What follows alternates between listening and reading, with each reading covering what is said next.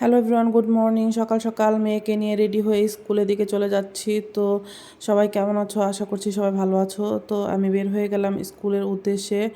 আর আমার মেয়ের খুব সকাল সকাল উঠতে খুবই একটু কষ্ট হয়ে যাচ্ছে, কারণ ওর আগের স্কুল ছিল সকাল 11টার দিকে। এখন তো স্কুলে যেতে হয় 8টার দিকে, তো খুবই কষ্ট হয়ে যায়। তো স্কুল থেকে এসে দুপুরে লাঞ্চ টাঞ্চ সেরে বিকালের দিকে বের হয়ে গেলাম একটু ঘুরতে আমার বোনের বাসায়। তো ওইখানে যাওয়ার পর তো আমরা সবাই অনেক মজা করতেছিলাম আর মজার মজার খাবার খাচ্ছিলাম। আন্টি আমাদের জন্য অনেক কিছু করেছিল, বাট আমি অনেক কয়টা ক্লিপ নিতে পারিনি। এখানে আন্টি পেডিস বানাইছিল, তারপর হচ্ছে আরও অনেক কিছু বানাইছিল, সেগুলো ক্লিপস নেওয়া আমার পসিবল হয়নি।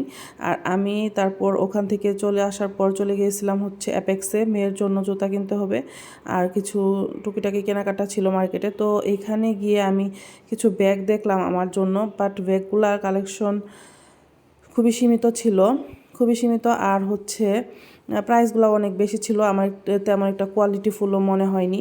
তো বাসায় ফিরে হচ্ছে 3 জনের জন্য 3টা চা বানিয়ে নিলাম। আমার হাজব্যান্ড এভাবে করে দুধ চা খেতে খুবই লাইক করে। তো আল্লাহ হাফেজ।